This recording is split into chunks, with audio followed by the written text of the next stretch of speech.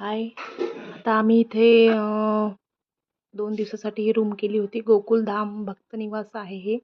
इथं आम्ही मग 2 दिवस राहिलो. आता तर आम्ही इथून दुसऱ्या दिवशी पहिल्या दिवशी दर्शन वगैरे झाले. नंतर मग ही रूम वगैरे केली. नंतर दुसऱ्या दिवशी सकाळीच निघालो आम्ही मग दर्शनासाठी. तिथे जे छोटे छोटे मंदिर होते त्यांचे दर्शन वगैरे केले. मग आता आम्ही निघालो सगळेजण. तिथून मग आम्ही गाडी केली. मग तिथं जे छोटे छोटे हनुमान बेडी मंदिर आहे. आणखी जिथून ते रथयात्रा निघते तिथून गेलो. तिथून सुरुवात केली.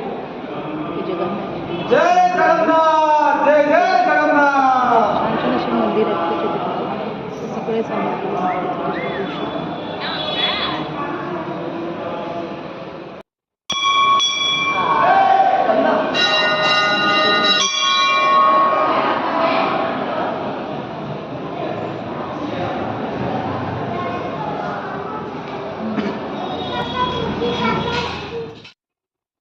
हे राधाकृष्णाचं आहे छान छोटंसं मंदिर.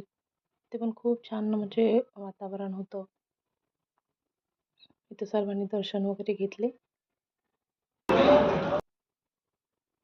बघू शकता किती छान मंदिर आहे.